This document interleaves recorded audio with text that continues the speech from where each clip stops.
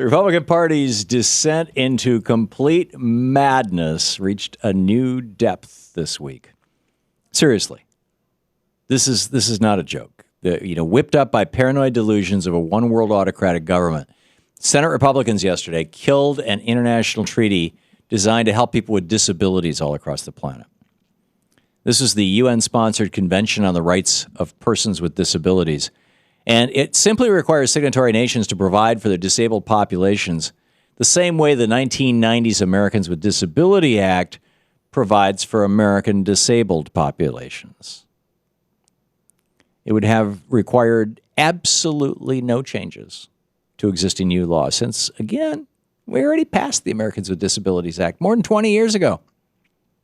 Ratification of that treaty simply meant that the United States, like 126 other nations that have already approved the treaty, is saying, yes, we're on board with setting standards for the rest of the world to follow that are the same standards we already have when it comes to meeting the needs of the disabled.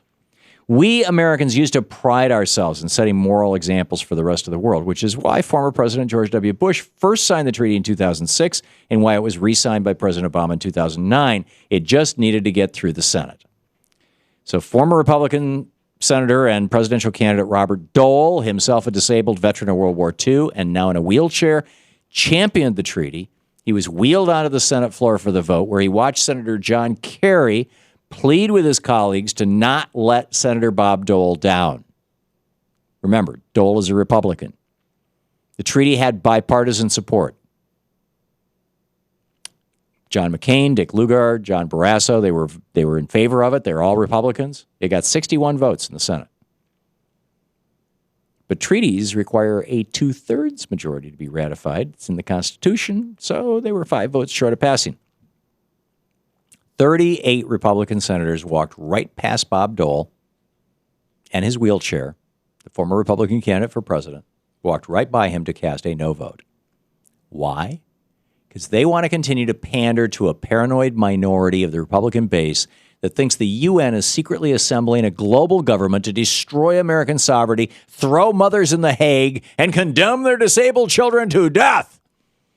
For example, days before the vote, Rick Santorum penned an op-ed for the conservative birther website WorldNet Daily titled, "This Treaty Crushes U.S. Sovereignty," in which he attacked a specific provision in the treaty, Section 7, that reads, quote, "In all actions concerning children with disabilities, the best interests of the child shall be a primary consideration," end quote. That's all it says.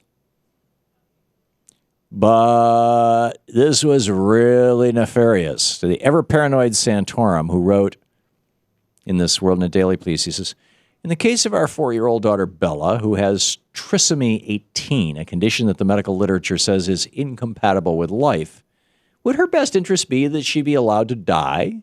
Some would undoubtedly say so." End of quote. I don't think so, Rick. I mean, this is just like Sarah Palin's hysterical death panels during the Obamacare debate. Santorum is pushing for a no vote on the treaty because he's either genuinely believed that the UN's one-world government wants to demand the sacrifice of his 4-year-old daughter, or, in my opinion, far more likely, I don't think Rick Santorum's an idiot. You don't get where he is by being an idiot. I think he cynically wanted to scare the hell out of his base to help his fundraising.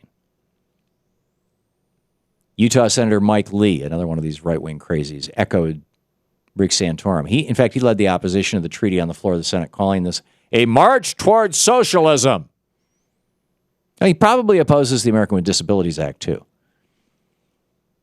What? You're building a building and you have to put an elevator in it? Oh, we can't have that. Might cost a little extra money for the developer. Other opposing senators raised concerns that the treaty would prohibit disabled children from being homeschooled if homes aren't equipped with ramps and retrofitted to accommodate the disabled. This is silly. It's a nonsense argument, but to accommodate the paranoids, the Senate committee that approved the treaty even included specific language that would bar its use in civil court lawsuits.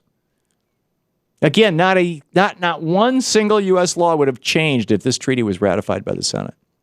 In fact, it had the potential to be very beneficial to disabled Americans who are traveling abroad, people like former Senator Dole, by giving them the same accommodations that they get in the United States when they're in a foreign country. But ultimately, fear won. motivated by this paranoia that this all-powerful United Nations, which actually has very little power, is going to send their international police forces not to go after tyrants and despots guilty of war crimes, which, by the way, they don't even do that very well, right? Bashir is still running Sudan, North Sudan, even though he's been indicted as a war criminal. There's a warrant out for him. The UN's not going to send somebody in to take him out. But in Santorum's mind, the UN wants to send their police after his 4-year-old daughter or a homeschool teacher who hasn't installed a ramp on their front door. And so he killed the treaty. This should be an extraordinary teaching moment. In the face of this insanity, we Americans should ask ourselves, what happens when one of the two major political parties in the United States either completely loses its grip on reality or chooses to pander to a base that's gone nuts? I mean, this is the same Republican Party that's currently hyping up another UN one world conspiracy known as Agenda 21, despite it simply calling on nations to promote more sustainable development practices. Republicans think it's a plot to push take Americans out of rural areas and shove them into the cities and outlaw golf courses. Right? There's no reality to that. But the Republicans are terrified of it anyway. And it's not anything new. I mean, we used to be scared. Oh, but duck and cover. The Soviets are coming to get you. Al-Qaeda is going to take over the world. Reality has never played a real important role in Republican fear-mongering. It's really time for the rational Republicans to step up and say, okay, here we are. We're rational Republicans. We're taking over, guys. Not for the crazies. Please. I'm speaking to the adults in the Republican Party who may be listening or watching. Please. You're listening to the Thom Hartmann Program. Call 866-987-THOM. Please take back your party. Go read the 1956 Republican Party platform. It was once a sane party.